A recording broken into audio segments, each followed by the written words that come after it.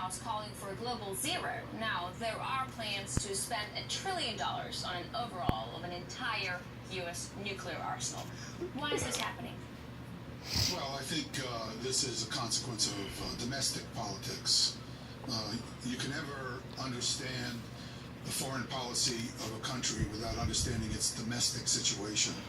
And in this case, the domestic politics has caused Mr. Obama to decide, frankly, I think incorrectly, that he has to modernize the U.S. arsenal in order to avoid being criticized for not being concerned about the defense of the country. Now, do you believe the U.S. is readying its nuclear forces for direct confrontation with Russia? Do you think nuclear war is possible now? At any scenario, do you see that? I do think that an accidental nuclear war between the United States and Russia is possible. I don't know how likely it is. Anyone who says they know how likely it is has no idea what they're talking about. So, but I think any possibility is too high. So in that sense, I do think we are in danger.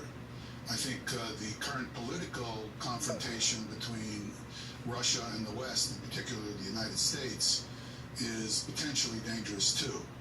Both sides are very aware of the catastrophic consequence of nuclear weapons being used by one or the other.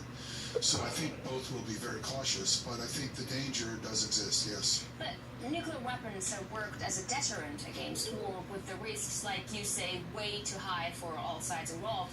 Has the mutually assured destruction doctrine been forgotten? Has the definition been changed, maybe? No, I don't think the definition has changed, and certainly the reality has not changed. And I think an understanding of the reality is very important if you're not going to make a mistake that leads to nuclear use on either side. And I believe, from what I've seen on both sides, that the concern about the potential for the complete destruction of each country and the world is still very high. The problem is that as long as forces are on alert at a high level, there is always the possibility of a series of unexpected accidents that could lead to a nuclear exchange. And I think Accidents? that's a real danger. What happens You mean hypothetically if Obama there is a and nuclear war? his Will masters? a doctrine like the mutually assured destruction doctrine ever work Accident again? my ass.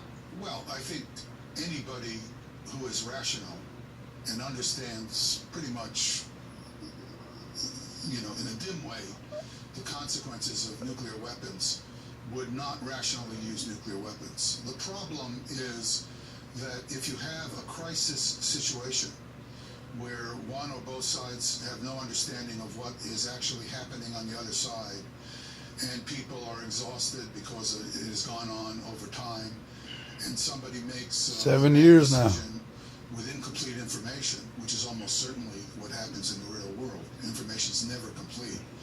You could have a massive use of nuclear weapons, and that, of course, would end civilization as we know it, and might, although we can't be sure, but might actually end human life on the planet. You mentioned earlier that the Impeach nuclear war Obama. as it is unlikely, but there's always a threat of an accident. And I've spoken to many political leaders, newsmakers like Noam Chomsky, Mikhail Gorbachev, and they also agree that a nuclear war is something nobody's willing to risk right now, but there is a danger of an accident involving nuclear weapons. What kind of accident can occur? Well, I can give you a concrete example and then expand on it. In 1995, there was what's called a sounding rocket launched off an island that is on the off the northwest coast of Norway. Now, this sounding rocket was different from other sounding rockets that had been launched at that time. It went to much higher altitudes than had previously occurred. And it passed through the radar search fan of an early warning radar at Olenogorsk in Russia, and set off an alarm that led to Yeltsin at that time being brought into the command loop. Now, I do not believe that Russia or the Russian military forces were put on high alert or would have done anything that could have led to an accident at that time. But if you had an accident like this, which occurred, for example, during a crisis between Russia and the United States, where both sides had been at loggerheads for quite a while, and both sides were exhausted, very concerned about military action happening, it could have led to an alert and possibly even a launch of Russian or U.S. forces. So there's a concrete situation where an accident that really must be looked at as benign given the circumstances under which it occurred could be fatal under different circumstances.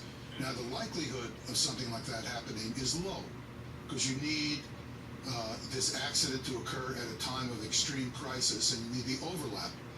But the consequences, of course, would be horrendous. Now, tell me something. Explain to an amateur, to me, how does one launch a nuclear weapon? Is it as easy as pressing a button? How long does it take for a nuclear missile to reach its target? Well, typically what the United States and Russia have are several kinds of what are called ballistic missiles. They, in the case of both Russia and the United States, we have land-based ballistic missiles, which are in fortified underground missile silos so that they're protected to some extent from nuclear attack, or on submarines, in the holds of submarines. And the ballistic missile would be could be fired in basically within 50 or 60 seconds, more or less, of an alert being given to the operators. The warning could take minutes to occur. That is, the Russian government or the American government could believe that an attack is underway. They could assess the situation and then collect information and then make a decision whether or not to launch. That could take 10 or 15 minutes.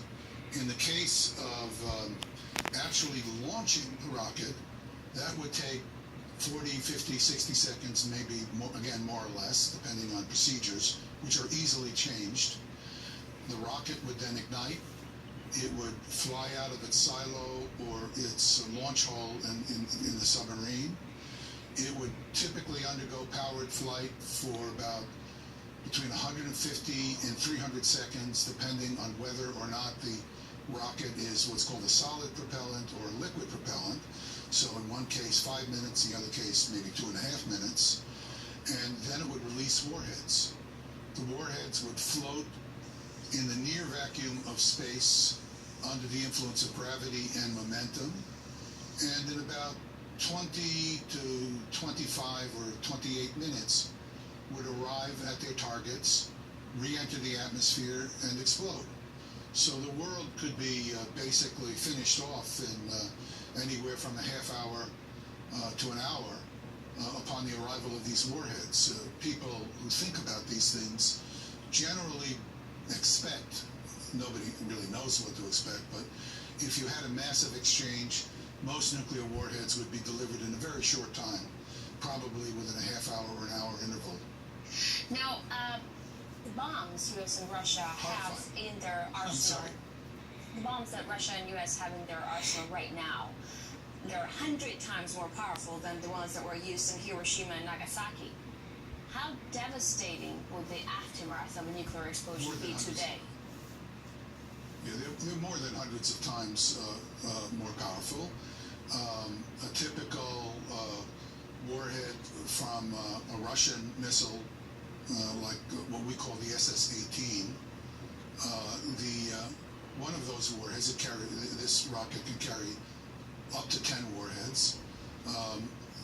One of these warheads detonated over New York City, for example, one would essentially destroy all of Manhattan, most of Staten Island, probably all of it basically, large parts of New Jersey to the west, basically the borough of Brooklyn and large large part, most of Queens and the Bronx, out to a range of maybe anywhere from, I'd say, 10 kilometers range from the central area where it exploded.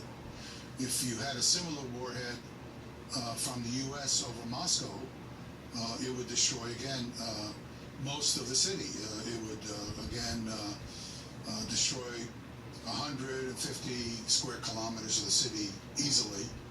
And that's only one warhead. There would be many warheads targeted on each of these great cities by the other side. On that scary note, we're going to take a short break right now. When we come back, we'll continue talking to Dr. Theodore Pop.